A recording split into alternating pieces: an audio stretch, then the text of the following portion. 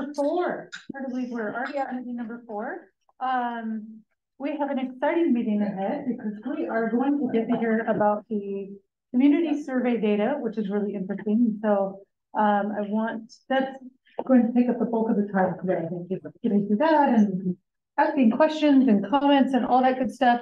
And then at the end of the meeting, we do need to make a recommendation of how to proceed to the school board. So that'll be one of the final things that we look at today. But for the exciting part, we're just going to dive right into the data. I think it is very informative. I'm your clicker. Oh, awesome. I was just going to say. This is now the 4th clicker that's disappeared. I'm sure it's in somebody's office. Oh, yeah. It'll get returned tomorrow, I'm sure. So. Great. Well, thank you. You're welcome. Just sort of give me the nod and. I will. I had to do this for a presentation. I had to click through the public health doctor doing his presentation. Hi, everyone. Anne Marie.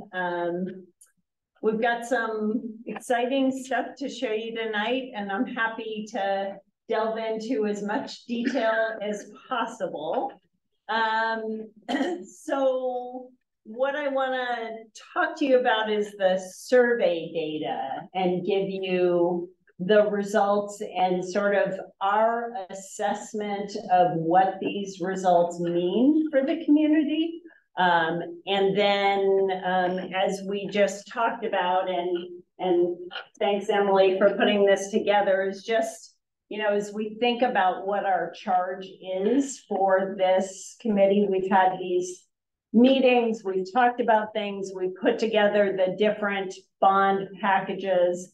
We've now gone out and gotten the survey data, and really now is figuring out what is our recommendation. So we do have a hold for next week for a meeting. I don't think you're going to need it, so I'll just tell you that just as a little bit of a preview, unless there's some extensive discussion on what the research tells you, but I have a pretty clear recommendation to make to you this evening. So let me just tell you a little bit about Patinkin Resource Strategies. So Ben Patinkin is a graduate of Lewis and Clark.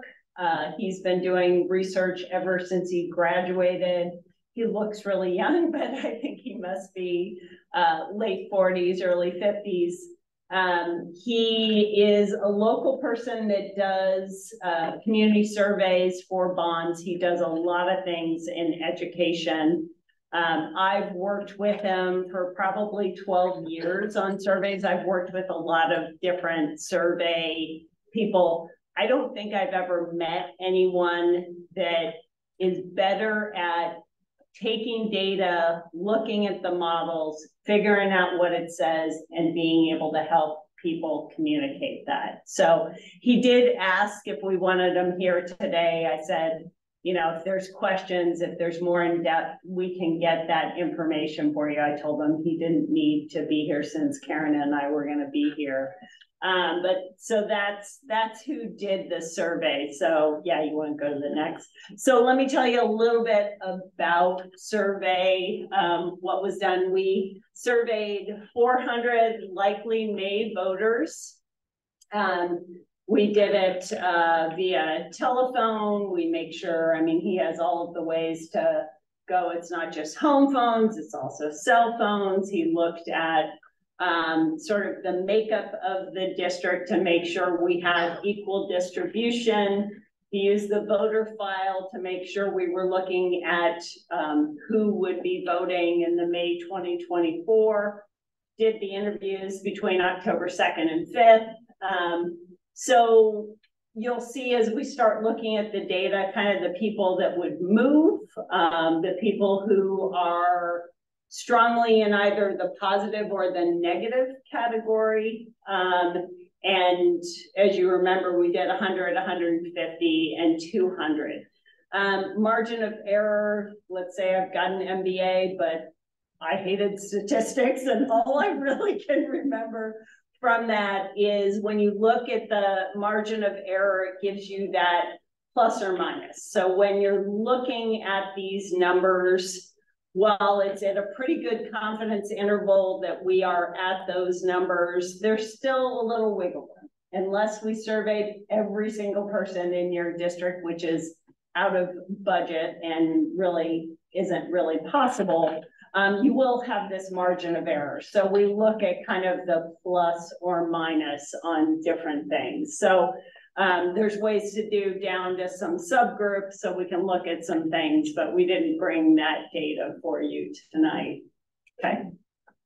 So some of the voter demographics, and this is when he said he pulled a voter file. So what we thought we would show you is, you know, right now men are 46% of the registered voters, women 50%, but the likely people to vote, it's men 46 and women 54. But Don, you can really just say. Oh, What's that? yeah. I had a question. What's the difference between registered voters and the likely May 24? So these are, you can be a registered voter because we have auto registration in the state, but you can never have voted. So we actually tried to go after people who actually vote, not just people who are registered. Okay, so it's not like 17-year-olds that might vote next year. Okay. Mm-hmm. No, yeah, good question. So again, registered voters, 59%, under age 50, but it definitely skews to older people vote. So of the over age 70, 33% are the likely, over age 50, 69%. Yeah, David. You're okay with questions? Oh God, yeah. So under the likely vote, the likely voters that comes, this registration information, these data information come from which election did you use to base that on? Was it a school-based election or was it a general election? Where did you go? I think overall. It was overall, I think. County, I think it's, yeah. because there's an overall from when he shared with us. Yeah. And would it have been during a regular election or a special? I think it was, well, I think he. Thought it was the last election. Correct. Yeah. It would have been November? Last election. Yeah. November. Yeah. November. Yeah. Again, this is just showing, you know, who the likely voters are. So this is who we tried to survey. So, you know, your registered voters, 28% Democrat, but they skew very high on people that vote. Republican, only 25%, but 39% of them will vote. So independent actually goes way down. So that's, yes. I have the concern about the fact that these are phone interviews, and of course, no one under age 50 answers their phone. I don't either, if someone I don't know is calling me. So actually, he looks for that, and we do cell phones as well. I don't answer my cell phone if someone I don't know is calling me. A lot of people, that just seems strange, and that's maybe how you get to only 31% of under age 50. Well, would have. No. This is like actually not who was surveyed. This is just likely the likely voters. But I thought that was of the ones surveyed. No, we surveyed 400. That just tells you who the likely voters will be. It's not who we spoke to. And that's consistent with in previous elections. They're saying it's been really hard to get younger people to the polls. To vote. A lot of them are registered, but not a lot of them vote. So this is not the people, this is just the voter demographics of your community. So these are the numbers that he used to make sure he had enough of the right people. Yeah. So just to be clear, the final sample of the 400 or so voters, for instance, on that age breakdown, 33% turned out to be over 70, 40 to 69. So we didn't oversample in a group that isn't a like. Because that would skew results. Okay, 33% of the population of over 70. Correct. Versus not 30% of the total. Yeah. Okay, makes sense. It's just to make sure that we're not getting a whole bunch of people that, so oversample in a group that could skew the results. So, okay. On to the next. So the question that's asked, it's one of the first questions is, do you think the Central School District school buildings are in excellent physical condition, good condition, fair, or are they in poor physical condition? The reason we ask this is a really good predictor for how people will vote in a bond. Because when you're voting for a bond, you're voting to build new buildings. And so it is sort of one of those litmus tests for how you can sort of easily test where people stand in the community.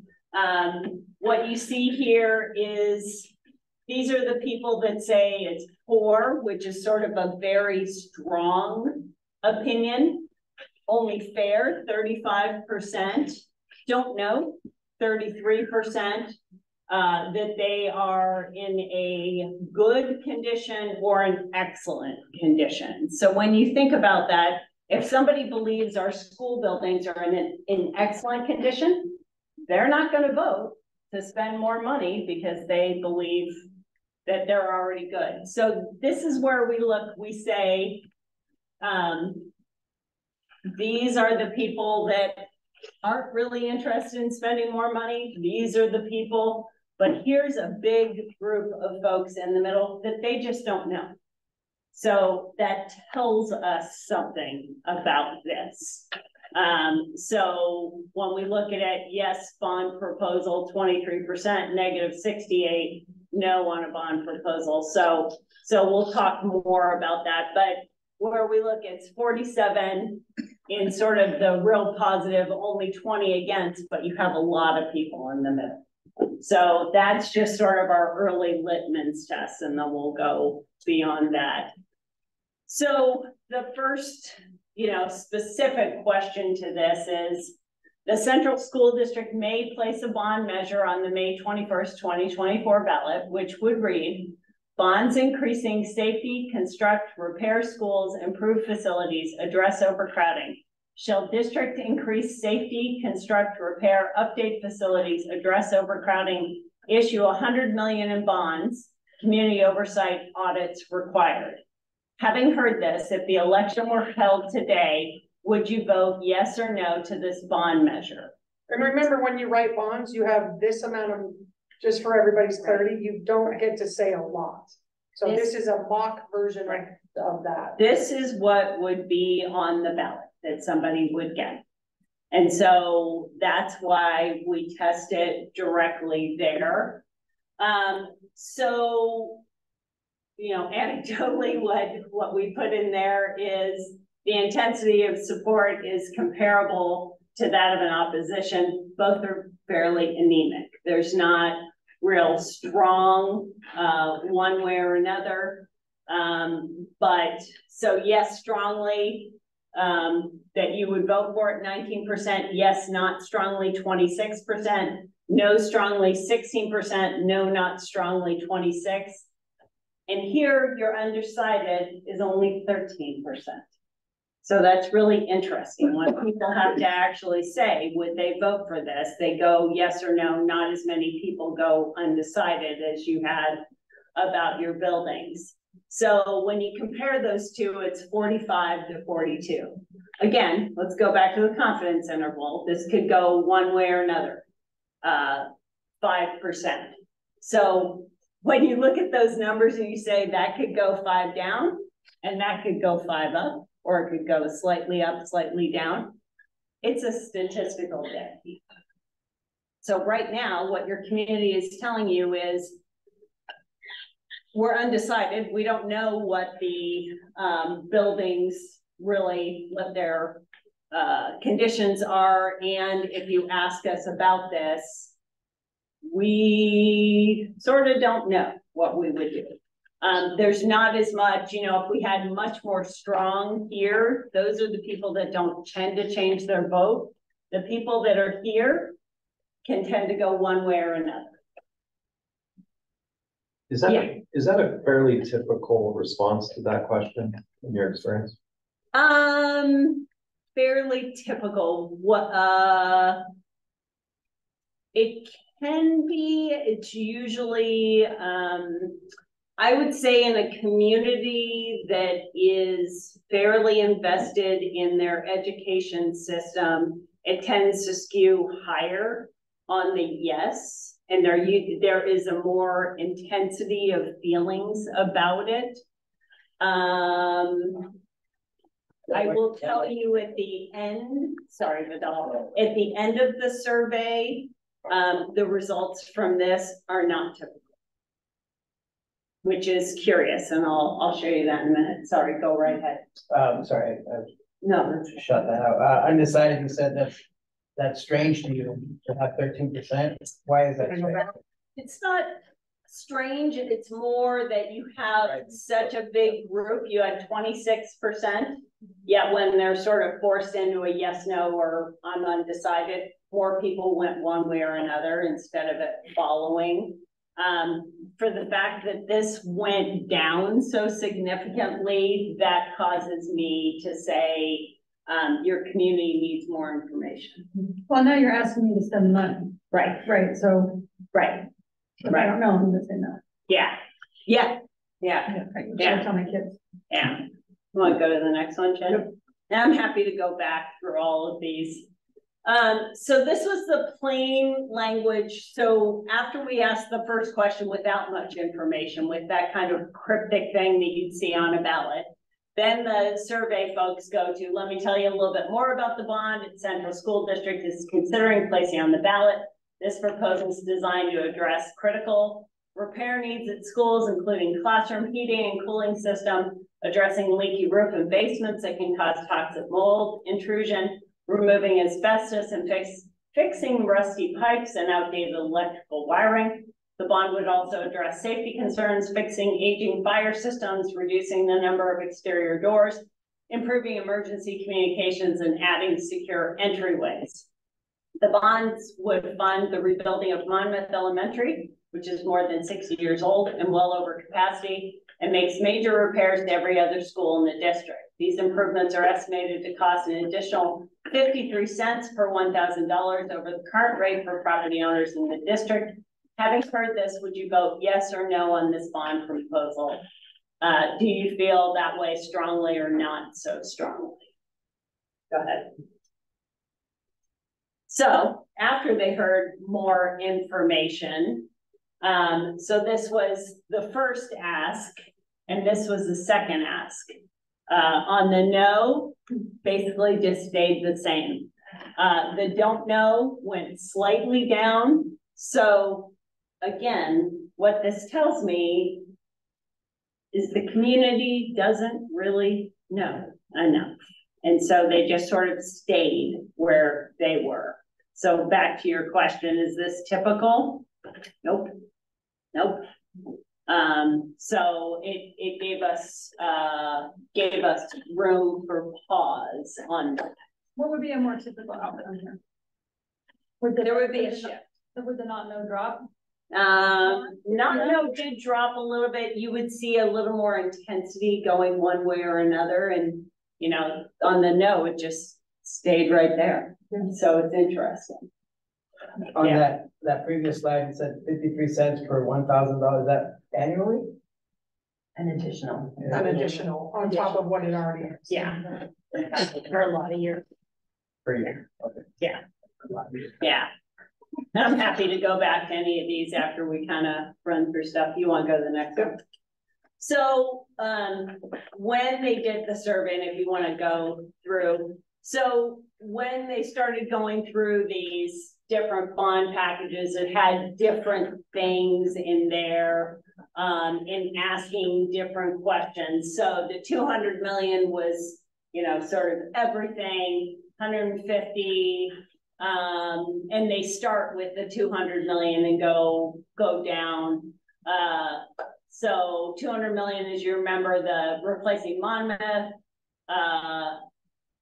Both Monmouth and Independence. Monmouth and Independence, repairs to every school, athletic facilities, career and technical training, outdoor spaces, cost an additional $2.98 per $1,000 of assessed value for average property owners, comes out to $49 and 58 cents more per month for the average homeowner. So we actually went down to those details.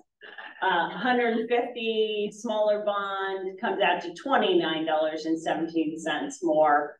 And the 100 million is $8.75 more for the average homeowner. From doing this and then the additional questions that they asked, what they were able to find was the things that actually moved people, the things that people cared about. Oh, sorry, that's the next one.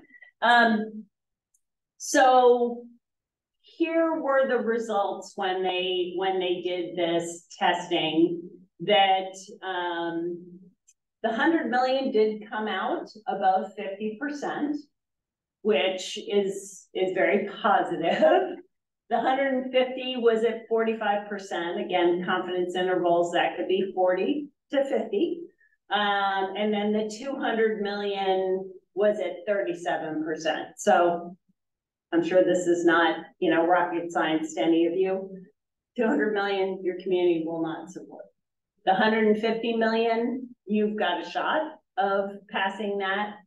The 100 million, you definitely have a shot of passing it. But again, you have that lack of information and the big undecided group of folks. Yeah. So, I'm not, there's a lot of questions on, when I take on the Oh yeah. survey work, but beyond that, assuming all this number, all these, reflects where we are today as a community, a larger community than these numbers. This looks not too far from where we were when we started the bond issue the last time we had an election in town, when I was working here. And we took about a year to get to where we put it 10 points over where the number that we were doing, 10 points over 50%, or 10 points spread, better than 10 points spread. Yeah. I feel like we needed all that time. And I'm really, just reiterating what I said earlier, I'm really concerned about the compressed time frame that we're looking to do this, because the education campaign obviously needs to be there to get to yes for the community as a whole. And if we're looking at a May election, I just question. Are you my straight man? Yeah, exactly. I don't know. The end of my presentation till the end of my presentation. Maria is online and she has a comment. Hi, Maria. With so many community members in the unknown category, doesn't that mean it gives us the opportunity to have open discussions with the community so that they become a yes for the bond? Absolutely. And I will tell you that it gives us great upside, but with a compressed timeline, it can be difficult and expensive. And it's not like your people working in the district have only this to do. So yeah, I absolutely agree with you, Maria. I think, time plus energy gives us that result and helps us to push. What I'll tell you is, I don't think at any point your 200 million is what your community feels they can support. But I will tell you the 150 million with education, very doable. Just maybe not by me. Yes. What is the blank bit again? Oh, sorry. Those are the numbers, I think, when this came through. So it's the yes and the no. Let me just read off it's just like the percent. yeah, it's just what the numbers were, the yes and the no. Okay. Henry, the no on 100 thank million is 40. Yeah. And then on 150, it looks like the no is 49. Okay. So that's again sort of a dead beat on that one. Okay. The other thing that you have over here is the no strongly is also the people that you are going to have a hard time moving. So while the intensity of no strongly went down with the much higher, you just don't have enough people that are even supporting that. And your yes strongly went down. Yeah. And your yes strongly went down. Exactly. It went up with the second one, technically. So, okay, let's go to the next. So from doing all of the surveys, what I'm going to show you in these next 3 slides are the things that people supported the most. And so he did regression analysis on what people voted for and looked at different things. These are the top things that people really cared about that helps to move people to support the bond. So the issue around asbestos, it really moves people who favor this, 88%, just sort of the all voters versus the movers, who are the people you really want to get to. This accountability is very important to your voters. Doing the basic repairs that are needed, people really support that they may not know everything about your buildings, but they recognize that there's some basic repairs that needs to get done, that these buildings need to be modernized, that we need to meet the needs of 21st education, and then people really understand the HVAC issue. So these are sort of the top things as you go out and start talking to the community, are things that people very much support. Next one. So this is sort of the second tier of messaging, that, many of your dedicated classrooms are going to overcrowding right now. So this is very important. And then the overall overcrowding, and the portables. When we were chatting with Ben, he said, talk about your portables every time you can. People hate portables, and this is something that they very much understand. The safety issue is a key thing for your community, and CTE. This is another one. And then, these sort of also ran, but things that are also important to people in the community, the energy, increasing efficiencies and saving taxpayer dollars. Independence, the alternate Independence Elementary School. ADA accessibility, very important. Monmouth, replacing Monmouth Elementary School. And then the athletics, renovate and expand the athletic facilities. So if we go back, can we go back to slide? So if you look, all of these top ones are, really your top tier. It moves people up significantly when you educate them about it. And then to the ones, in the 70s, and then down here, it's kind of the low 60s and 70s. So this is sort of in your community, the importance of things.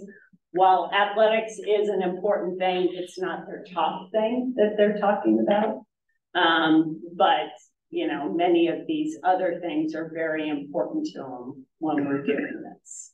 Just wonder how some of the questions were framed, like when you say replace Monmouth Elementary School. There's so many things that have to be done there. Yeah. You can't really explain all of them very easily, so it's harder to educate people. Right. Well, and you don't have the amount of time when you're doing these type of surveys, but honestly, when people are voting, they don't take a lot of time. Yeah. So it really does sort of test what their education is about these buildings. Yeah. And really, it's kind of a wash. I mean, statistically, they're 49%, then 71 and 68. And most people are just going to look at 98 versus 60 years. Yeah. So that, right. Regardless, that's why they put 98 years old twice. They're hammering that in. Yeah. Yeah. Right. So, okay. So Henry Hill was a big discussion. And so we had them ask a good question, and then they dove deep into some of the answers and some of this, and some of the folks who answered this question. So, that's not the right question. So the question was, the school district can't be trusted with our money after it shut down Henry Hill Elementary School. So we went through a listing of a bunch of things. What do you think of the school district? And, I'm happy to get you guys some of the questions that were used, but we specifically had them add Henry Hill in there. So the majority of parents, 56%, that were surveyed, find this completely inaccurate. They did not find this to be any sort of representation. Independents and Democrats find this statement also very inaccurate. So the people that actually found this to be accurate, older voters for Republicans. And when they went back and were looking at things, they said in their mind, there is some memory of the Henry Hill and some of that for some of the older voters, but their thinking really was that this is that sort of general distrust in government that comes from Republicans, and coming from a Republican family, I'll just say, not that I am, but that the distrust in government and not wanting to vote for more money. I think that says a lot because the majority of the families affected from the Henry Hill shutdown were Latino families, which maybe I'm generalizing or assuming that there's not a lot of older Republican families that are Latino. Yeah. So, well, and some of your biggest supporter are parents. yeah. And also Democrats. Your independents are the people that frankly maybe don't show up to vote as much if we go back to your likely voters. But your older voters will show up, and some of your Republicans will show up too. Yeah, David. So to that end, I can see in a special election, a May election, that would be the outcome. I think in a general election, I think everybody's going to show up. The question is if they complete their ballot. Correct. Yeah. General election, you can generalize. I think, if we're talking a November election, it will be a presidential election this year. So how much undervote is there in that? Could be a lot of undervote. Could be interesting to see who's at the top of the tickets. So What's undervote? Undervote are people that just don't vote on something. They may vote for the president, but then they don't vote for anything else. So yeah. How people should vote? Oh, I know. God, I know. I'm with you. So this was good to hear in a lot of ways, because I do think the two most important things that people cared about was, could they afford it, and would it hurt older voters? So those were the two things. And again, that correlates to older and. I know we didn't have this survey work done in 2014, but did you test to see the people that did vote in that election, why they chose to vote one way or another? No, we didn't ask that question. Question, up above you have 56%. Yeah. But down in the red and blue, it's 47-41. Yeah, it's just, and there's a 5%. So I mean, so like that's like okay, 50, yeah, 50. so that's just parents. So they went through and Desegregated. segregated off the. But if you look at the overall voters that you asked, the Yeah. 400, it's really like the 5% swing. Yeah. Plus or minus could go 50-50 basically. And out of those 400 voters, I'd have to go back and say how many were parents. Right. And so there's actually a higher confidence interval for subgroups, because it's not the full 400. That's how you get to. So when you start segmenting it smaller, but yeah, your parents don't think that. Can you take the data and look at it by area of the community where people live? Yes. To test, are the no's skewed towards this side of town? No, No, they were not. I will tell you, that was a surprising news. Yeah. No, And we they can were share not. that with you. It was not what I was expecting. Yeah, no. We have, yeah. Your Latino sampling was really small as part of the whole. Actually, the numbers that it was 11%. Because remember, we're Likely making the makeup of our voters, right? This Yeah. poll is about who votes. And they made sure they didn't undersample the Latinos, but it's about the likely voters. Yeah. Yeah. Okay. Next. So when we start thinking about kind of messaging frame and how would we start talking to our community, were we going out in May? Here are sort of the general things. Central School District Bond is an accountable investment in every school in our district, addressing needed repairs, safety concerns, and tackling overcrowding to ensure students can learn the basics and excel in our schools and in life. So that's sort of the frame as we start talking. It's very simplistic. I get it. It doesn't go into the other data, but that does help us to sort of understand what we have to do to start communicating to folks in the community about this bond. Okay. So this is where I'll tell you at the end of the survey, support and opposition increase in similar amounts. So this was a bit of a surprise. So after a survey, usually when people hear things, especially in a community where I will tell you, I've been in a lot of schools in this state, your schools need repairs more than I think. I mean, the hair on my arms just goes up. Your schools are some of the most needed repairs. Your community doesn't know that. And so when you look at these numbers at the first ask, more information, it only went up to 49%. 42 at the same, only, you know, it actually went up afterwards for the no's. So, and your don't knows went down from 13 to 7. So, David already stole my thunder. What I'm going to tell you is what I told you standing up here before. I would not come to you and tell you to do something that I did not think you could pass. I don't know where you sit today if you can pass it by May, unless you have a lot of money and a lot of volunteers who are going to go out and knock every door and get people into your schools. People need to see what they're paying for, and I just don't know if they know what the actual need is at this point.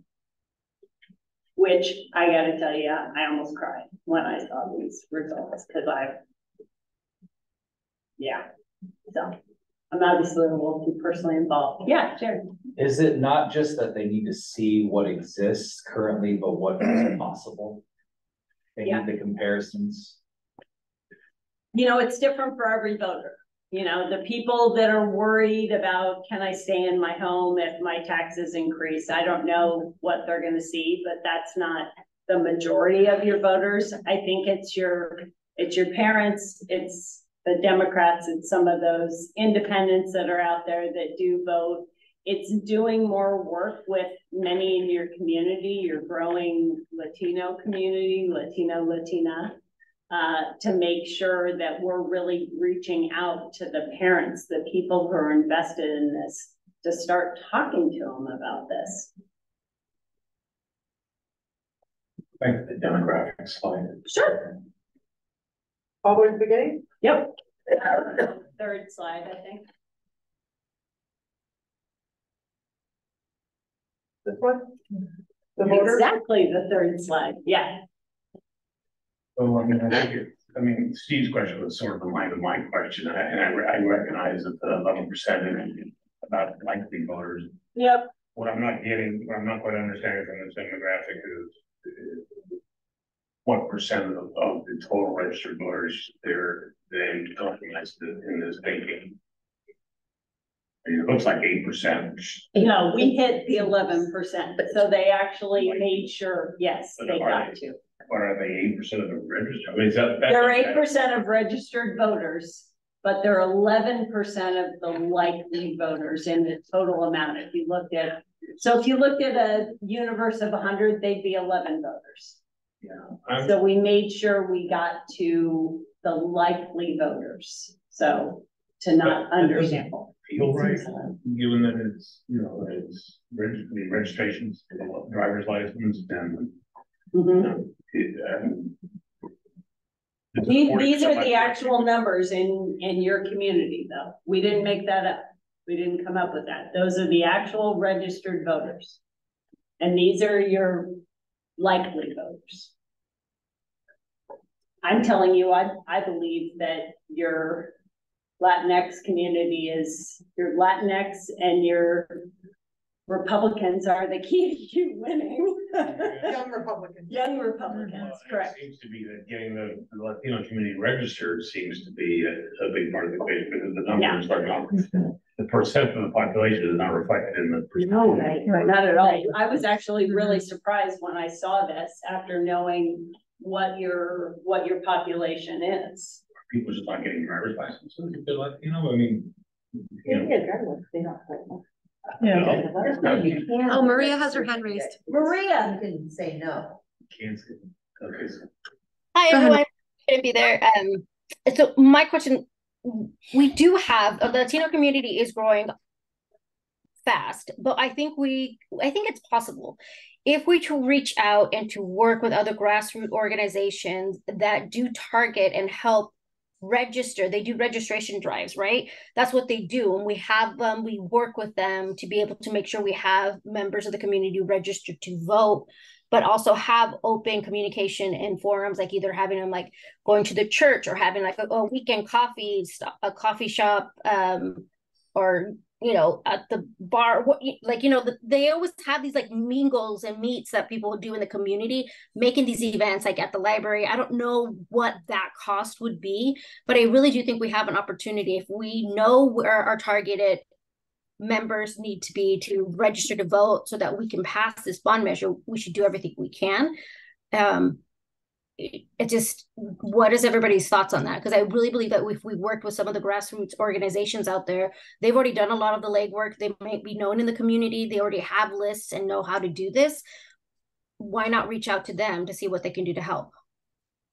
I absolutely agree with you. And I think that is going to be the key to this, is reaching out to the community to educate, to bring them into what's going on with the schools. Can I add something to that? Yeah. Emily and I, you all know I do community chats. Emily and I had our first one with the senior center. Because again, right now I can publicly continue to talk about this. And so we spent probably 15-20 minutes talking specifically about this, and that was one of the questions I asked them. If we were to open up schools to intentionally walk people through so people can start to see, would them as seniors be interested in that? And they were like, yep. If we need to drag our friends through the schools, I think we've got to figure out finances and things like putting them on a bus or rolling them through all the buildings. I think that's the type of strategies we're going to have to figure out even before we can go out for a walk. But what I will say, Maria, is it's literally a matter of time. How many people can you get to? Because where I would want to see the numbers starting at is closer to 60, not 50%. We just don't have enough runway. Yeah. So what I'm interested in is what is the difference in more concrete terms of going to the November election? Like, Ask that what are the implications of that? The bigger election, like we were saying, maybe some people undervote. I have no idea what that means. Well, you go ahead. Like why were we aiming for spring to begin with? Because I think that generally when it's not a big presidential election, the kinds of voters that would vote positively would show up in May. Okay. Maybe there would be less of a number in November, but if we don't have enough runway to May, what does it really mean for November? I'm a political strategist by heart and by nature. I will tell you that we don't know what we don't know about November right now. Right. So it makes my, heart do a little pitter patter. Mine too. Because again, if you look at who's not your supporter, it depends on who's at the top of the ticket for the Republicans. Then how much money do we need to get all the education and voter registration done? Like, I mean, that's a real question. Yeah. Because if we really want May, we have a ton of work to do. Yeah. Or you wait for the following May. Yeah. Could wait till the following May. Could wait till the following. So David. I think to Maria's point, I think certainly getting, you identified two groups, two targets. That really could make a difference. There's quite a few. I mean, I think your parents are key. I think making sure we're working with community groups that maybe have felt maybe disenfranchised by the community, our Latinx community, younger parents who are both Democrats, independents, and Republicans. So I think there's a bunch of different. You did identify seniors and Latinos as probably being key to this election. Yep, and seniors come out and vote. Yeah. And they have the time to learn about it. The point of the Latino voter, and that's, it seems like the hugest opportunity lies there, because 8% again is not reflective of the numbers in the community. So it's not just a registration drive, and I agree with the registration drive in targeted way. I think you do go to the church, you do go to the community CSD, you do go to the places, to the place to where the people are at, and you make that effort. But beyond that, what you give, what is it that we, what is it about this bond that wants to make the Latino community participate in a bigger way? I've argued from the beginning, and I'll continue to argue, if we're doing something about what happened here, regardless of what the survey seems to indicate, I think it's going to make a big difference. I think if it looks like it's an effort to bring, either to do something here or something that at least provides a school opportunity for 72% that said that they like independence as a place to have a second school, then I think you're going to have something to offer. Mm-hmm. Now you're talking about what could sell the community that you think could make the biggest difference. Correct. And obviously the $100 million bond doesn't do that. It doesn't, because I'll tell you what I think the reason, and we spoke with the researcher about this. We think, one of the reasons people liked Independence slightly more than Monmouth, it was less expensive. And I think cost was the overriding, issue in looking at things. People were very cost conscious. I think it's one of the hard things is we don't want to say terrible things about the schools, but we kind of need to say terrible things about the schools. I have started. So yeah, we have to have videos and we have to put it all over. There have been, just because of this, and then we had our first chat, I have started to, I was hoping I didn't have to go this direction. Mm-hmm. I think we're gonna have to think, and again, please know we've had this data for a couple of days now. We looked at it Friday, and then we looked at it again yesterday. Yeah. Again, we dove into it and had the weekend, but I don't disagree with you, Susan. I think Emily and I are already strategizing on, we have to try and go into our special ed classes that are overpacked. Hopefully get parents to sign off if we have to see, so people can see how packed our kids are in the buildings. And that's just, or we're just gonna have to show the spaces without kids, right? So it's, with kids is different, without kids, because it does, space is space, so, but I do think there are some things that we're starting to strategize even right now, and then again in our conversation already with what we're having to work through. And back to your question about how much money do we need? I don't know that let me say this I'm trying to say it in a delicate way. I don't think you can buy your way out of this, because I don't think, and I know what you're saying. I think you need some more time.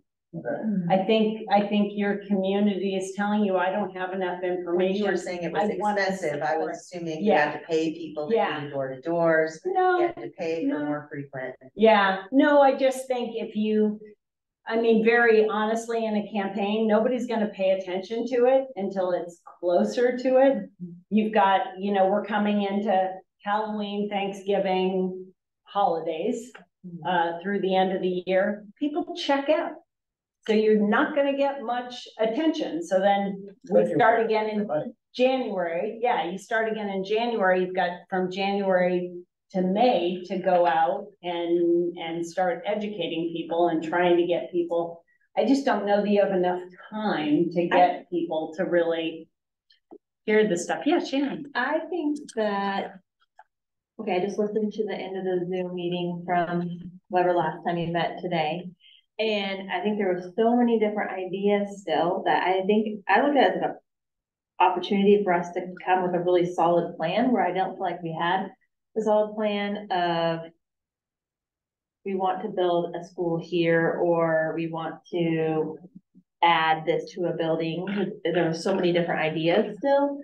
And I think people need a more solid plan and like a vision of what is this going to get me at each of the schools, because you're looking at the community for all the schools. And so I do think that people recognize that there's problems because otherwise your percentage wouldn't even be lower. Like they're saying, yeah, there's a problem, but yeah.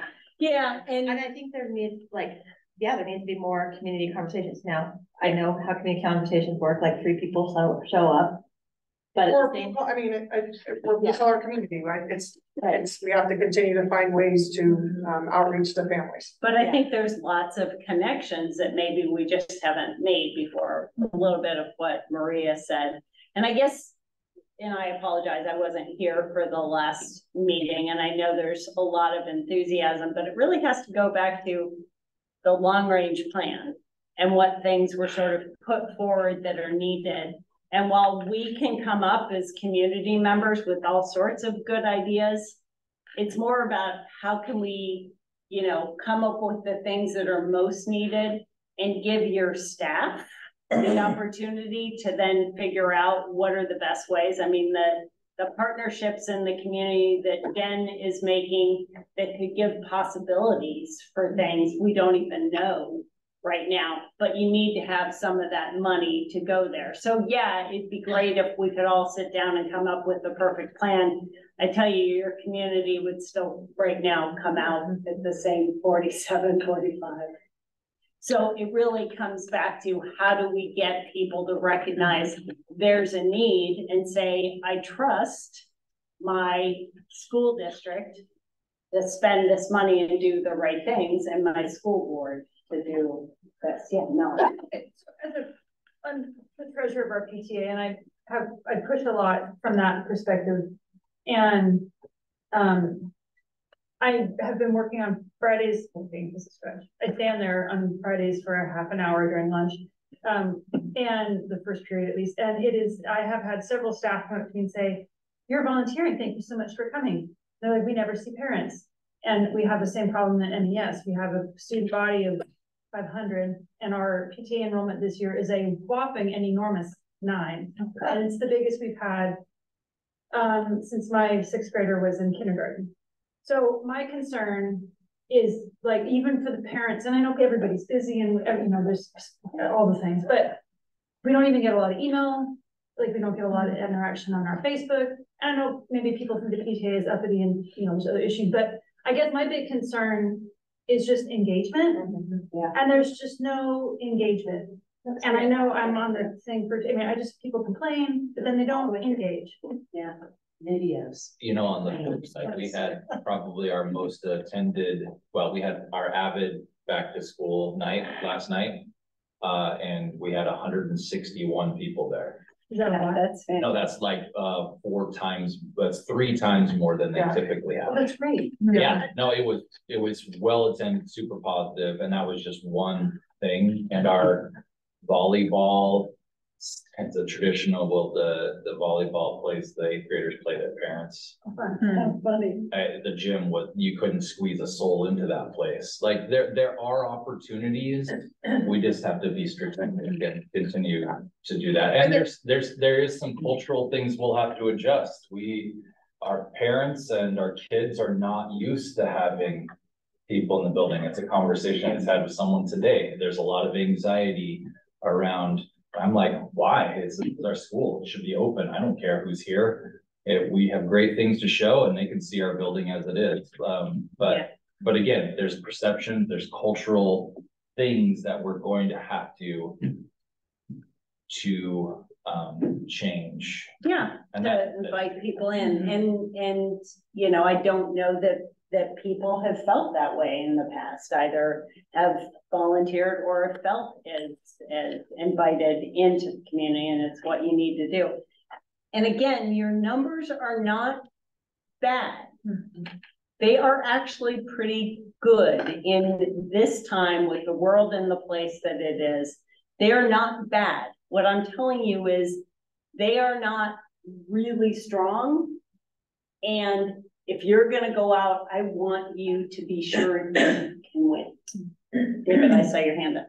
Sorry. So to the part about engagement and getting people in the room, I was at a conference this past week in Eugene, and I don't know if you're familiar with an organization called healthydemocracy.org. Okay, so what they do there in Eugene is sort of tried out this model. California is really probably the best example of where it's been deployed. It's a different way of engaging the community using what's known as the lottery approach to engagement. It does, and it's worth maybe just taking a look at their website rather than me trying to make a half-ass exercise nice. I don't fully understand. But it is basically reaching out to the community, you're getting a higher results, you get a higher level of participation, a better representation of the community, and it's not just those people that self-elect, right, that show up at the meetings, because we all see those when we're in public settings, we see the same people over and over again. They're motivated to be there. They feel like they can make a difference. Again, the leaders start being a little bit stone-faced about that. Sure. I think, I'll leave it at that. I think it's worth taking a look at it. If we use the approach of taking time getting to an election, if we look at November instead of May, I think it's well worth our time to look at that, how they did what they did, because it results in better results.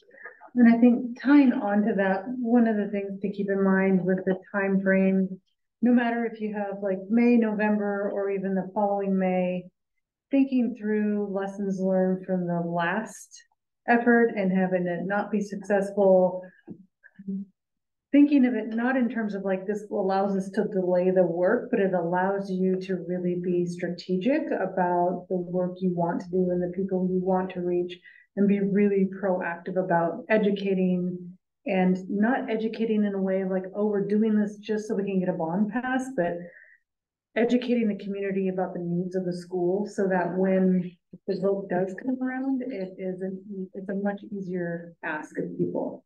Yeah. But I would add to that, when you look at the results and it says that the cost is part of it. Yeah. One of the things Emily and I have talked about is we need to lay out from the community, here was the Ash Creek bond. Here's when it passed. Here's when the money we've already paid. Here's where the rest of the money is going. Here's when the high school bond took place. Here's what's been refinanced. Here's what can't be refinanced. Because I think we have not done that as a school district. Please don't read into the previous leadership, but I think there are things that we have to show. Again, whether people want to agree good stewards or not, we have to show the timelines of that to try and build some of the trust back. So please know, even from these conversations, we are starting to try and put some of this together to move in that direction with whatever you all decide to move forward with. Well, and I think back to the point too, is you can be very intentional about going out to community groups. You can be very intentional. You also know what people care about from this survey. But I have to be clear, it can't just be Jen Kavista, the superintendent. Right, it has It's to a be. completely different approach. Yep. And yeah. And Susan, kind of to your point of like, well, how much money does it take if you think about that in terms of how much resources? So a longer time frame would allow you to organize more volunteers, more community groups, more people, so that it's not just one or two people having to really get out there, but it's like, how do you take that time to build that base pyramid of people that can help with the outreach and getting the message out? Almost a road show. And also when you think about your community and, you know, it's sort of those spheres of influence, how do you kind of map your community to be able to talk to people who talk to other people? How are you talking to your own staff? People come to teachers. People believe in your teachers. That was something as a part of this survey. People trust your teachers. Teachers are another great sphere of influence in your community. So these are the types of things that we can start planning out to make sure. Yeah, Jerry. Just thinking through everything, is there a significant or measurable cost difference if it's this May or next May? I mean, in terms of, you know, every year things get more expensive. So how much less of a school, how many less repairs can you do with 150 million in 1 year versus not? I don't know. That's what I'm asking. Is it measurable? Does it matter? I think recession, here's what I will tell you, from a bond perspective, from being through multiple bonds in a different school district.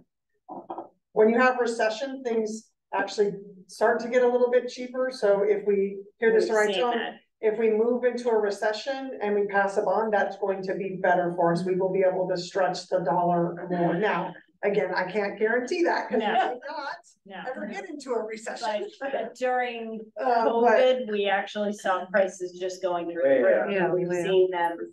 So there's a potential, Jared, that we might be able to, and again, that's where the other part of this is educating the community is, you know, at some point, if we, depending on what we do and restructure things, bonds could go farther.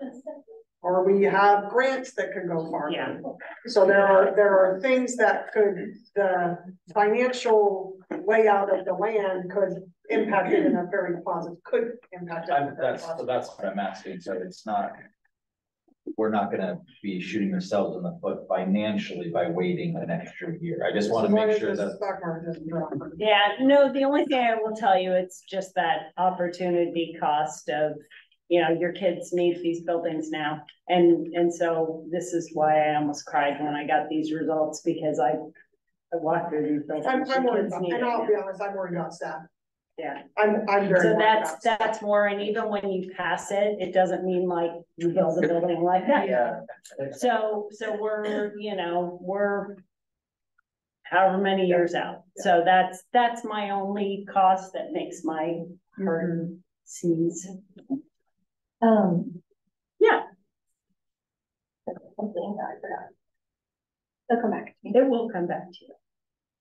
Any slides you want us to go back to? I think the last one too. Yeah. Yeah, we have one more slide back. when you talk about like Ash Creek and the high The bonds. school, yeah, stuff like bonds that. went up. I also think talking about what you did to us, basically, of talking. The finances of it. Right.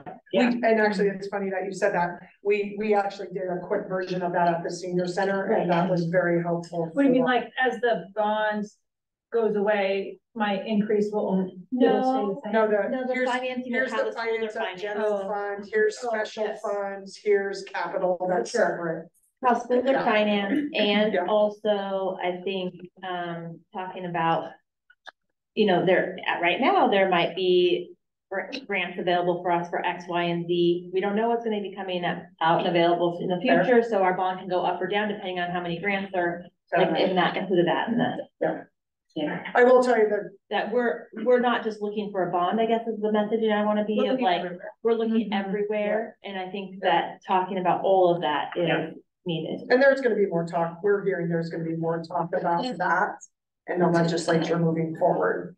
Because We aren't only schools. correct, Right. correct, The and only there are school school district, districts no. that have not passed bonds and have tried for now 10 years, and they needed it 10 years ago. Yeah. And so there's starting to be concerns about, okay, fine, if our voters aren't gonna do it, because that's the only way you can do a bond because of, again, please know I wasn't here, I know enough about Measure 5 to know that I don't like it, but it is what it is, and it's part of what we're doing. I think you're gonna start to hear that conversation start to come up. I don't think it will change, but I think there's gonna be conversation because of some of the things that are happening amongst, or you do have communities that have not been able to pass a bond for 40 years. Well, and Not a ton of them, but they are yeah. there. And, you know, once your bond doesn't pass, it makes it that much harder the next time to pass it. So that's where we stand right now.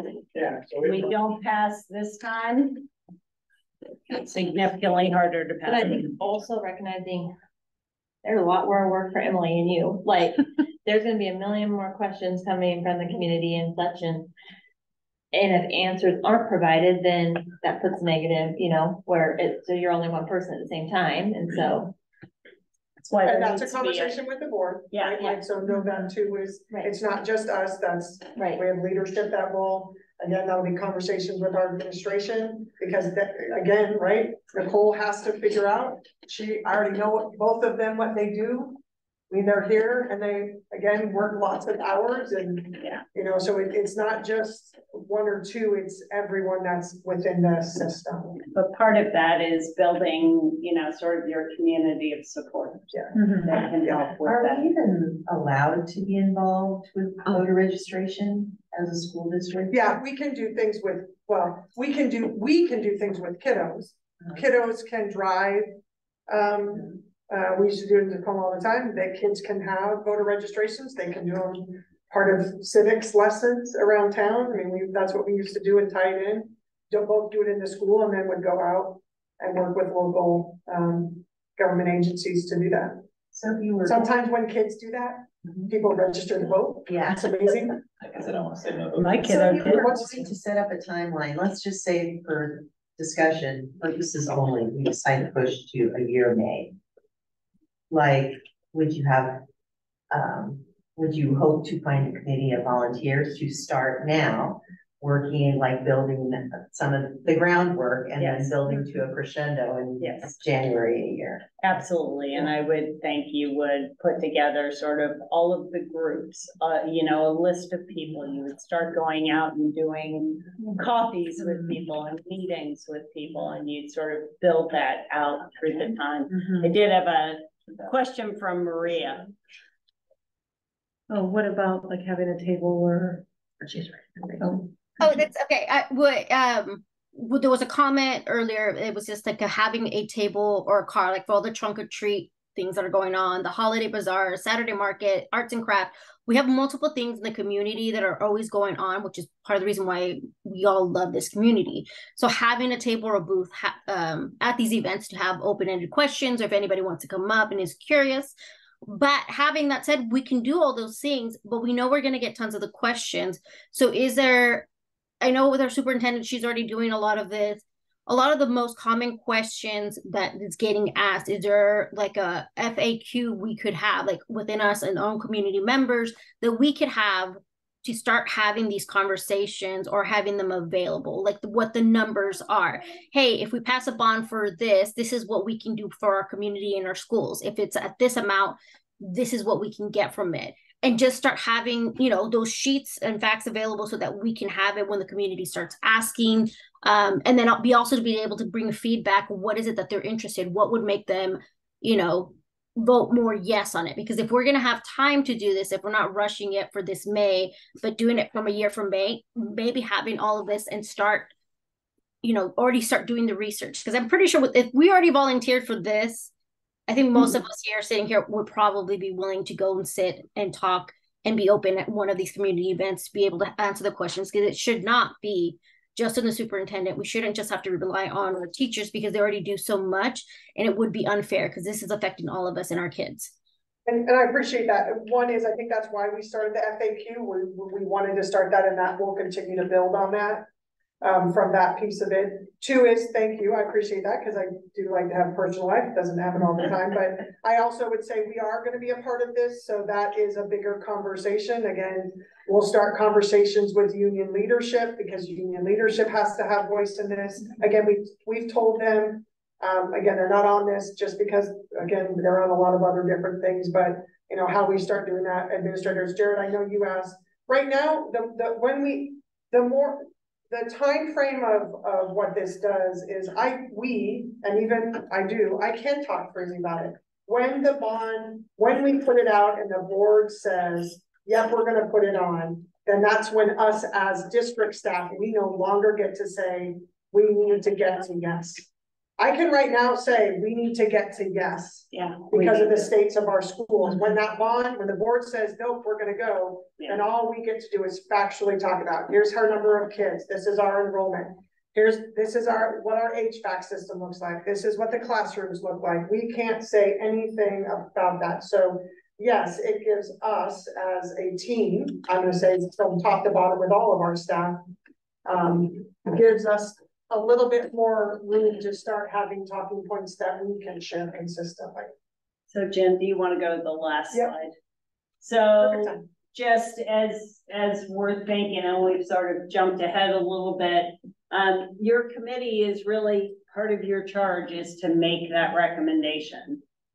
It is not up to me. I will tell you from how you need to pass something. I think you need more time. If you as a committee tell me that you want to make a recommendation to your board that you should still go in May, but you're just going to have to work harder and do it, we'll figure out a plan for that.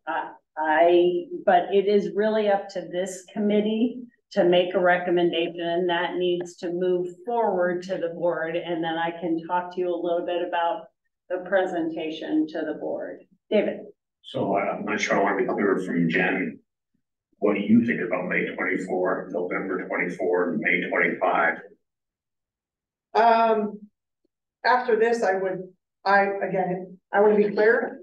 I don't get to make the recommendation. It's all of you. I do not think it's a good choice to go out this May. That's really hard for me to say because I see every day with what we're having to maneuver. We never in Tacoma went out for bond in a presidential election ever. Because it's just hard now. I don't know that what I would tell you is I don't know enough. I think I would need to see what happens in May. Because that's when the first. Isn't it July is the. When's the GOP? When's both are this summer? This summer. The summer, but usually it's decided long before that. Right, so again, if we have an idea of what that will look like, I think that landscape is. That could be open. I would say I wouldn't completely count out November, but it really does depend on where we are as a country politically. And even though we would make a recommendation, the board can say, okay, if that's the recommendation, maybe we want to wait and see a little bit. Sure. 100%. Absolutely. Yeah. So I get that was my next question. Can the board say we're gonna just table this till October or not till, but whenever? So you don't have to decide at the next board meeting or whatever the recommendation is to then say, okay, we're gonna go out for May 2025. And then for the next year and a half, we can't say anything. No, the board could come back and say, thanks for this information. We're hearing that.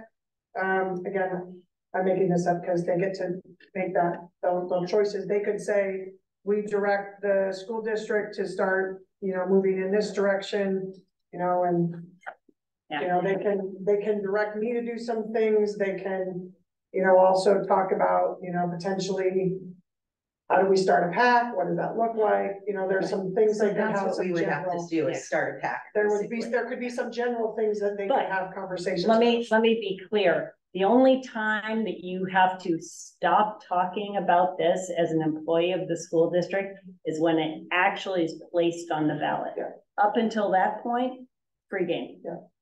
So that is 90 days before elections. 90 days.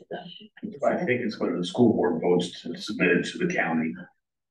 Is it? I thought it was when it actually gets.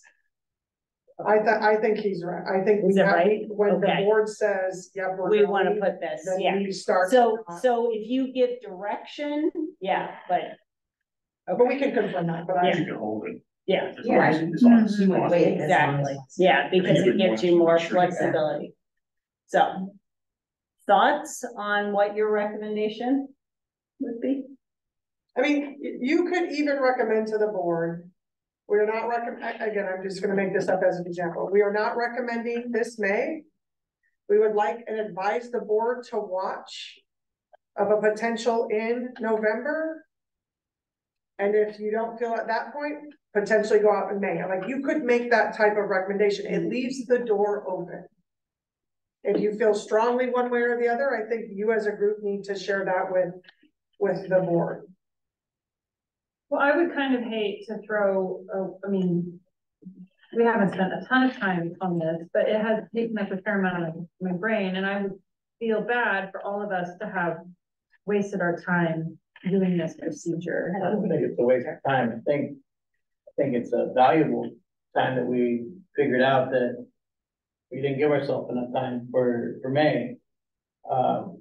Delaying, you know, like Maria was saying, all these different community things that we can try to get those targeted voters, you know. I really wanted to have some type of a voter registration at the Fiesta this year, but we didn't. Gives us opportunity for next year. I mean, I think we counted 8,000 people came through in 2 days. So, I mean, why not get a chance at registering 10% of them, you know? And honestly, I don't think this was a waste of time at all. I mean, when you think about where you came to be able to put together the different packages and to think about and have all of those discussions as a community group and then test that. And now you have a bit of a roadmap. So does for that what people information get like passed to back to the board for them to redistribute to, I don't know, the next? To us and you. Could there be another bond committee, I guess? Is Right. that what you're trying to say? I guess, yeah, like what would be the next step? So if we recommend to the board that based on our survey data, based on what we talked, based on what the committee discussed and kind of the straw man ideas we had, and based on the survey data, we're not real sure that this May is a great plan for success. And this committee's job is done. This committee's job is done. What I will say is I would probably, as the outside consultant, make a recommendation to the board to continue some sort of community bond group, to explore being a PAC, to explore outreach, to work on behalf of the school district and make use of people who have been volunteers who, you know, community members identify, you know, some of you may say, thank you very much, enjoyed the situation, no more. Some may say, this is very important, I want to give up my time. Yes, Stephen. Let me see if I can encapsulate where I think we're at and kind of how this conversation would go at the board meeting. I think our recommendation would be like this. We believe that a bond measure is really important. We think there are very significant deficiencies in schools, in particular our two elementary schools in Independence a month. But it's kind of like, we all agree on that, right?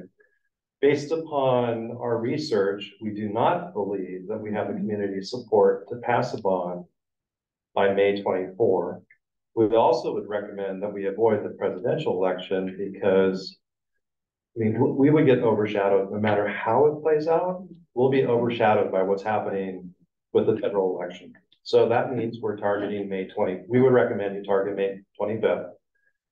And based upon the polling that we did, we have to have a concerted effort. We have to mobilize across a number of different factors. We have to be working through all community groups.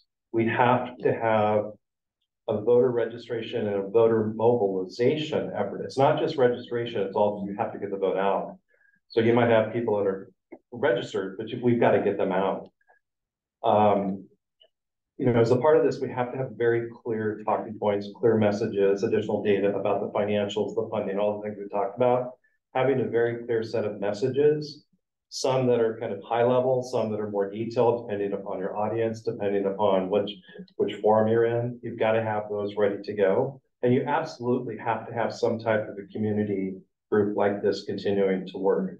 So I, for one, would love to keep working and try to figure this out. And I think that would be a part of our recommendation, that all of us, you know, recognize the need and we're willing to continue to work if you'd like to, you know, make that is available to you. I do think we need to work a little bit more on the vision of what we're talking about.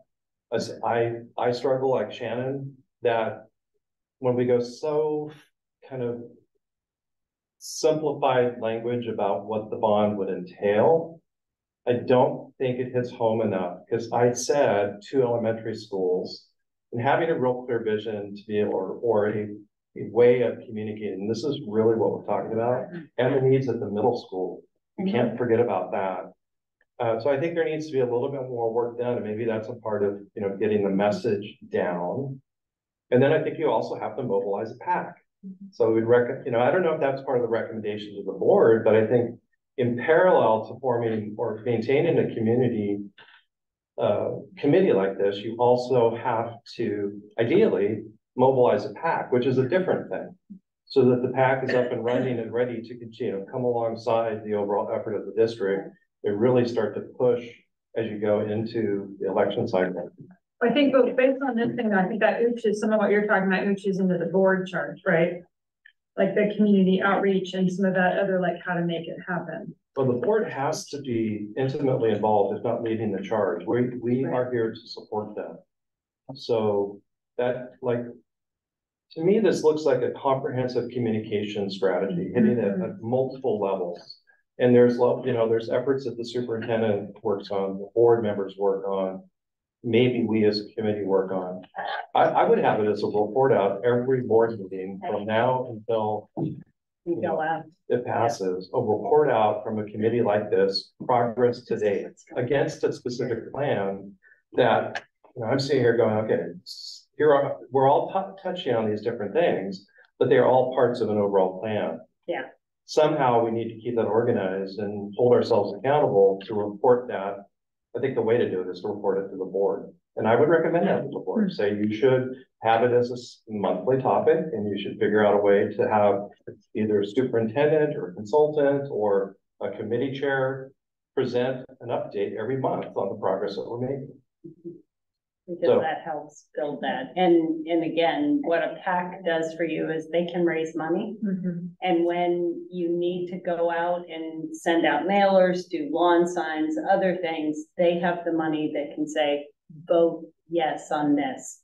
What public dollars can say is, here is information about what will be on your ballot. All they can say.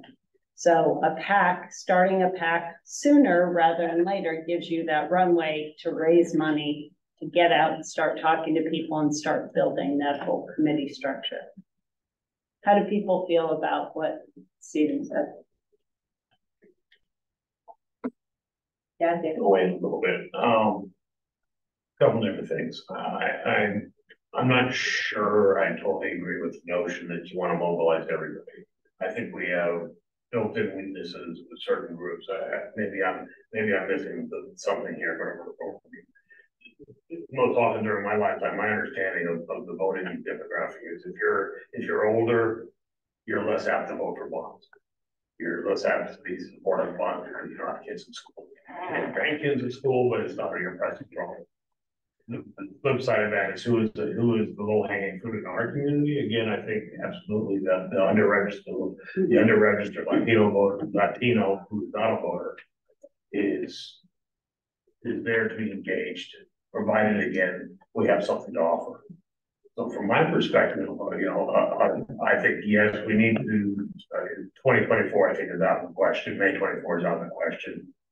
I'm not convinced that the general is out of the question, but you all are going to be the decision makers. If it's out of the question, and that's fine. I think I can go May 25, but I think we lose in 24. But we should start have enough time. If I can at least be an empty ballot from national elections, so that's always useful to get people's attention. But I think we spend time on that. I think we need to be more specific in the package, what we're doing. So that goes to the end. I think the 100 million is too small, the 200 million is too large. So sort of leave something, 150 is going to stick out of my mind at this point in time. But I think we have to identify what that 150 is going to do. I don't know whether that, addresses all the high priority issues, the 80%. But at least for me, and for what I believe is going to be of interest to those unregistered Latino voters, is getting an alternative school in Independence. Now, can you also replace Monmouth in that budget? I don't know. I have no idea. But I mean, if you can, obviously that's going to be a bit of a winner as well. One way or another, you have to do something about Monmouth because that just can't. That's high priority. The safety piece is extremely high priority. So if it gets leveled and not replaced, and the kids are moved to Independence, I'm not sure that's that big a winner. If you can replace Monmouth and do Independence, I think you've struck a pretty good chord. And then you have to hit your higher priority. So I guess long thought short, I mean, I think one, supporting a measure that goes to the 150 number that hopefully accomplishes what I just identified in terms of outcomes, and that's identified as being this is where we're going to do, so that you're talking about having that trust. Well, for me to sell it, I have to trust that you're going to do that. Right. I would get engaged in that effort. I would help act and do it as needed if that's what you intend on doing. And I certainly would do what I could do, to work to build registration numbers and engagement numbers where it makes sense. I'm not sure you don't want to do a little suppression in places that it doesn't make sense. Well, you're never going to get 100% of the, no matter what you do in any community. I've actually found seniors though to actually want to vote for things for the next generation. I think, again, it might skew differently versus party affiliation, but we'd need to go back and sort of look at how people voted the last time. So for things. What is the demographic for home ownership in this area? I think it's not like something like 56%. I can't remember what it is above me. 60. That means 40% of the people aren't gonna have to pay for it. Right? Do people know that? Yeah. Do they ask that? Do they ask, are you a homeowner when they say it's gonna cost you this much? Their rent will go up. If they're renter, but their rent might go up, it depends. If they're a river place, probably not. But No, I think renters tend to vote less. But they also tend to say, what does it matter? It's not gonna come to me, or, oh, I'm worried about my rent going up. But no, that wasn't a question. Are you a homeowner?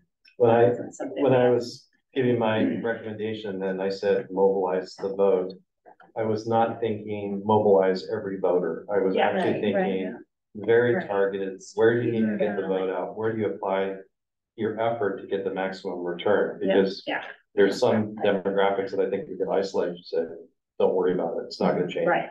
if older people are 60% of the people that are expected to vote, you can't just write them all off. Yeah, Jared, and I'm recognizing it's 8 o'clock. It's been a long day for many of you. And maybe again, even though I'm a political scientist and I get really geeky about these things too. What your data said and what you even said going back was our community needs to be educated about what our buildings need first. Yeah. What we might find is when they're actually in and we do that education rollout of this is what our buildings really look like. And this is how bad it is, and this is what it could be. Maybe we quickly find that it actually isn't 100. I mean, in November or October or in June, I don't know, whatever date that is, after we've had a little more time. I think after July, when we've had a lot of events in the community that we can be targeting very specific groups with even our education campaign for the next 6 months, whatever, we might find that the numbers actually change. And I will tell you, before you put something on the ballot, you would do another survey. And you can do it tracking. And that would be, I would also add that if you're talking about to the board, that would be, and we would want to do polling again. Because I think that is a valuable piece. Especially to use to compare. Correct. Right. Oh, definitely. That's why I think it's very careful. We also don't get too specific and say 150 million will only get us one elementary and then we have to go down this. I think we just show them what we need. We show them what we need. This is what it could be in some way, some vision. We don't even have to necessarily talk about the money point yet. I don't think yet. I think it needs to happen obviously with more time frame, but we are talking about 1.5 years from now. We don't know what it's gonna cost at that Well, point, wait, so, I do. yeah. Yeah, what I'm saying, if it's May 2025. Oh, yeah. If it's May 2025, yeah, but that is another, that we're getting so focused in on the voting demographic of the people, and you even said, there's some we don't even need to touch right now. We don't need to get there yet. I think right now we need to focus on an education campaign. That's what the data, the survey data says, is our community doesn't realize how bad our schools are at right now. And the education campaign, long before it's a campaign for what you're gonna do, what we're gonna Correct. ask for. I So- fully agree with that. Yeah. But at some point, my needs to be, I need to get an understanding of what we're going to do with them.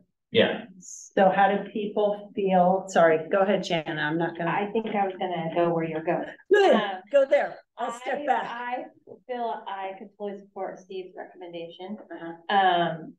I think when we do the presentation to the school board, everything you said was great. I think that just not making it sound like it was dire that it was not gonna pass, because I think it was pretty close. Like, it's just not a yes pass. So making sure that's clear when people are listening to the school board, like, It's too close. yeah, It's just yeah, too yeah, close. yeah, And we need it to pass. correct, yeah.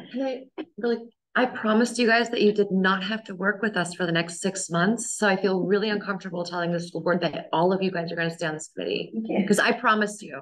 It should be a new volunteering. I just wanted to, I think if you guys are going to make this decision, that's fine, but I just want to be absolved of my promise. I Okay. think it should be a volunteer process again, because Yeah. there might be, maybe there's gonna be more people that want Right. to be involved. Sure. And that's not a bad thing, I think, because, and I think the reporting out is really important, of like the education of, because I still think there's a vision that needs to happen. Okay, so Yeah. does everyone here, including Maria, assuming you're still here? Yay. How do you, you feel okay about supporting what Steve said? Yeah, I'm okay with it. And I do agree. I'll stay on because I think this is important, so I don't mind. Okay, great. So that kind of answers that you want to keep volunteering, you want to still be a part of this, that part of our recommendation is the district and others engage on community education. So presentation of the board, there's a board meeting on November 6th.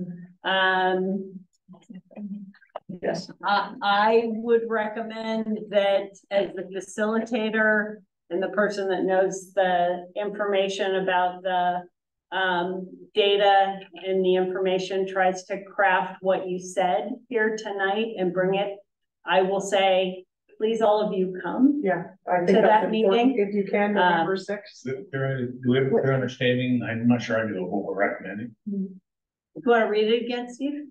Write it down. It says notes. Yeah, I just have bullets and, I'm happy. And to we can pass this send on. it out to you once Yeah, we start yeah. crafting from It that. is- Because this is recorded, right? No, Yeah. I know There isn't a dollar amount. I had 2 elementary schools is what I was emphasizing, which means I think 150 million. And I was in that same zone of thinking that you were. Gotcha, okay. You want to say, Yeah. Emily? For my notes, we have it recorded verbatim Yeah. on the Zoom. So we'll meeting, try we to can craft do that. If you'd like, we can send something out to all of you. It's, Yeah, should be. because we want to, we want to reflect what you said, but. And I do think it is really important, if you can, it is, the board meeting's November 6th.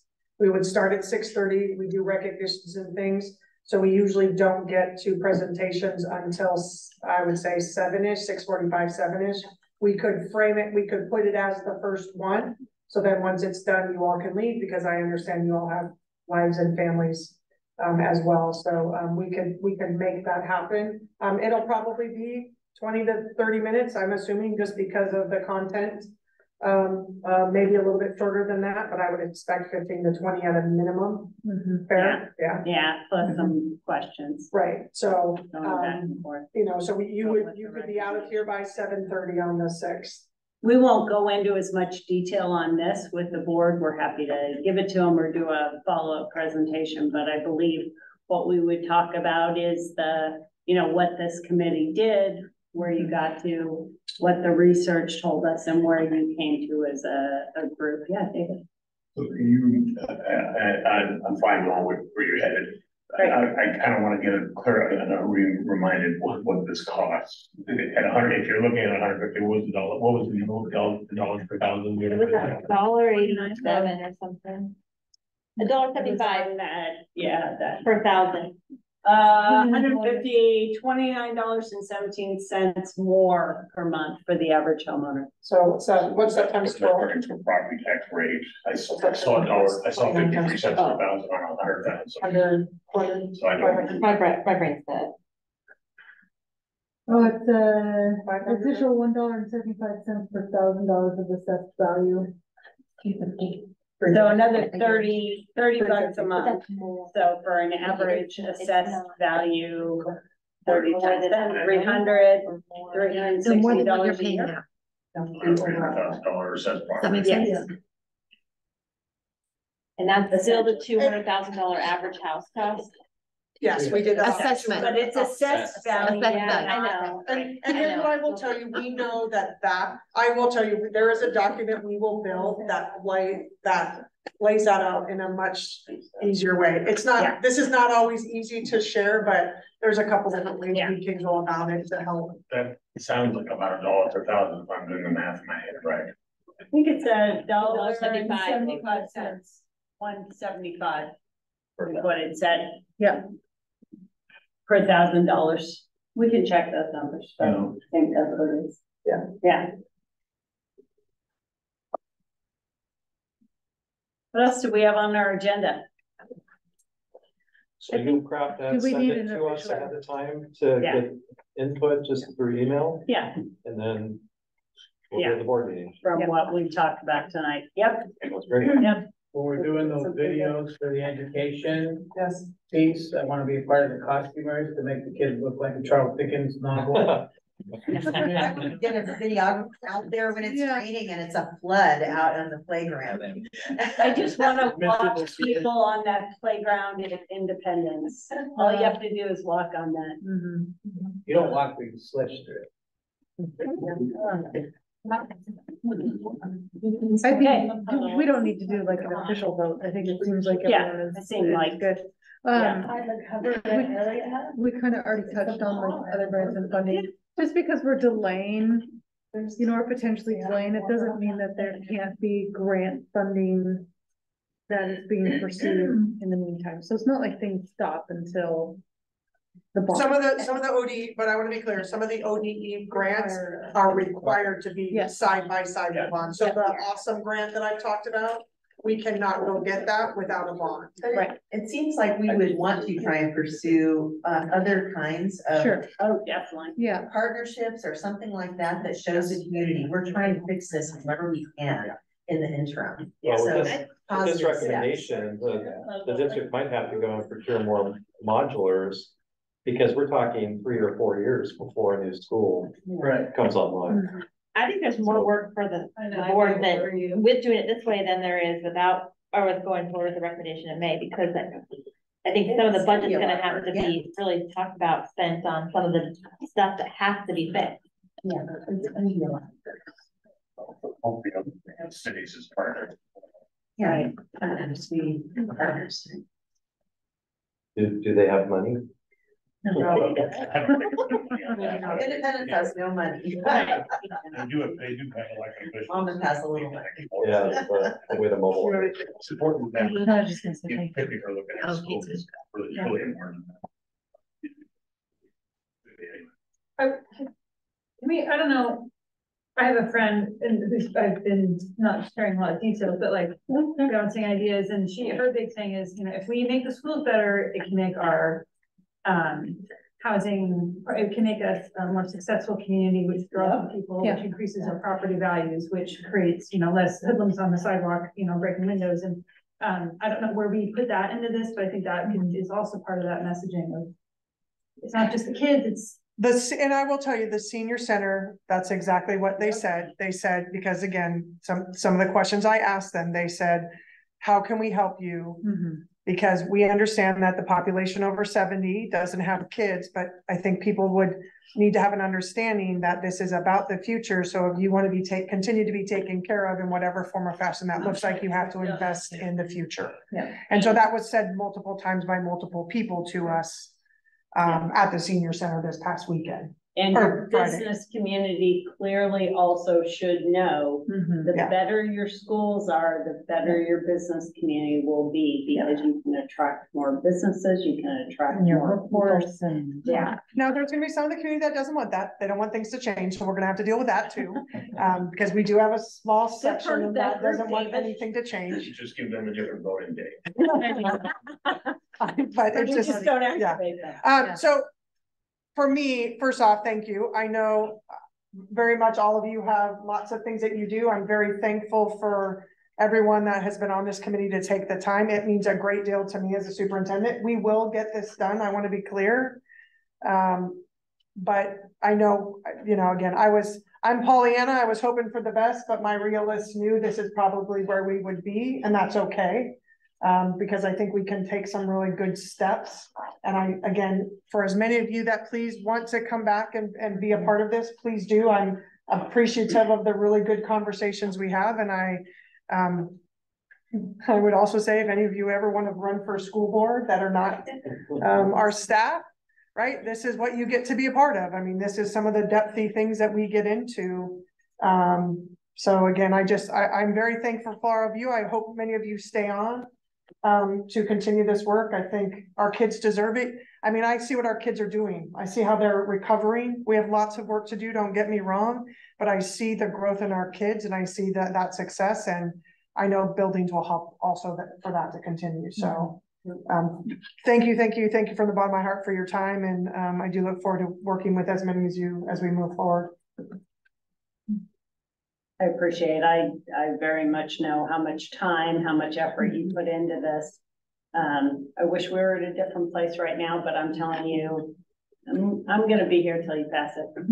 Not whether I'm paid or not, I'm gonna be here to get this passed. So I'll be a part of your pack. I will be a part of your pack. And Karen knows I'm a part of more packs because you have to get these things passed. And so I'm happy to dedicate some time. Yeah, absolutely. Yeah, and just thank you for giving up your evenings and caring about the schools and the community, because it is really important to have this as part of, like we were saying, the overall ecosystem and what we're doing here in the community. Schools are an integral part of that. And I recognize many familiar faces of the people that are giving up a lot of their time and energy for the community already, but it doesn't go unnoticed and it's appreciated. So thank you for that. And I think I'm, excited about building a really successful process for getting a bond passed, and looking forward to helping with that however I can. And you don't have to come back for a meeting next. Right? It's canceled. Yeah. We'll be prepping for the board meeting. Yeah. I understand it, but That's what I like. I think so. Yeah. 150 gets us 2 buildings. 150 gets us 2 buildings and